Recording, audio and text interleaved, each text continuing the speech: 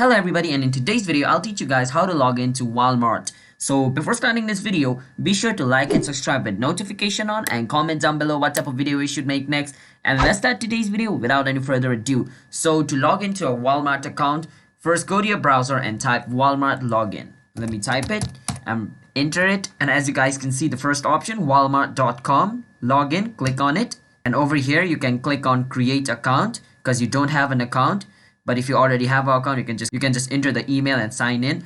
But as we don't have an account, we can just click on create account and enter my first name and my last name and my email address, and then enter a password which I want for this account. After you enter yourself a password, you can just click on create account, and boom, you just created yourself a Walmart account. So that's it.